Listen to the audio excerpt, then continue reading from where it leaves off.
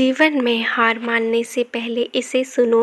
किसी ने बड़े कमाल की बात कही है कि अपने जीवन को ऊपर वाले को सौंप दो, क्योंकि आप जीवन भर में जो कर सकते हो उतना तो वो एक पल में कर सकता है आपके लिए।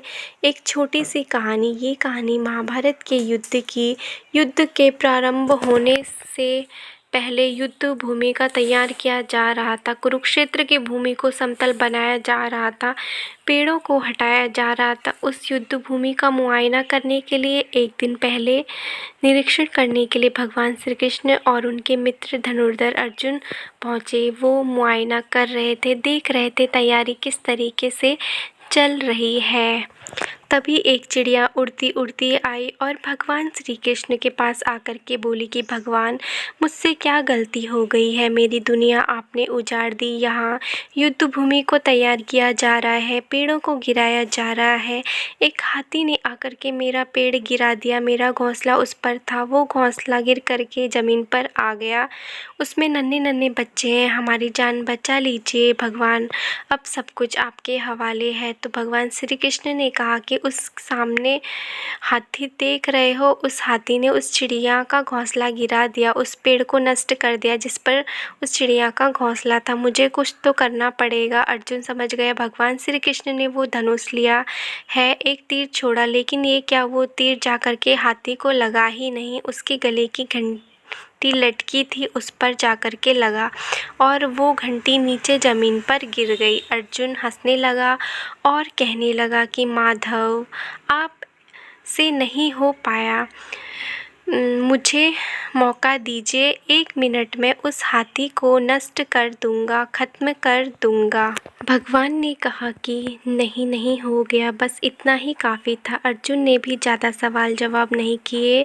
18 दिन तक युद्ध चला और उसके बाद में जब पांडवों की जीत हुई तो एक बार फिर से उस मैदान को साफ़ किया जा रहा था, क्योंकि काफ़ी युद्ध के बाद में जो नुकसान हुआ था, बहुत सारा सामान गिर पड़ा था, साफ़ सफाई चल रही थी। भगवान श्री कृष्ण एक बार फिर से अपने दोस्त, अपने मित्र अर्जुन के साथ में उसी भूमिका करने के लिए निकले और अर्जुन से कहा कि एक काम कीजिए, मेरे रथ से उतरिए और जाकर के नीचे वो जो घंटी रखी है उसको हटा दीजिए। अर्जुन चौंक गया कि हमने युद्ध जीत लिया है, हम इतने महान बन चुके हैं और ये मुझे एक घंटी उठाने के लिए, युद्ध भूमि की साफ़ सफाई करने के लिए कह रहे हैं। लेकिन जानता था भगवान है, कुछ भी कह सकते हैं। रथ से नीचे उतरा, जा कर के उस घंटी को उठाया, साइड किया और जैसे ही उस घंटी को उठाया वैसे ही उसके नीचे से नन्हे नन्हे बच्चे चिड़िया के फड़फड़ाते हुए उड़ान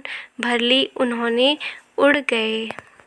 अर्जुन की आंखें नम हो गई। उस घंटी के नीचे था वो घोंसला उस चिड़िया का जो मदद मांगने आई थी। 18 दिन के युद्ध में वो चिड़िया और उसके बच्चे सुरक्षित रहे, क्योंकि घंटी वहाँ पर उनका सुरक्षा कवच बनकर आ चुकी थी। चिड़िया ने शुरुआत में सिर्फ ये कहा था कि क्या भगवान, मैं आप पर विश्वास तो कर सकती हूँ ना, और भगवान ने हाँ भरी थी।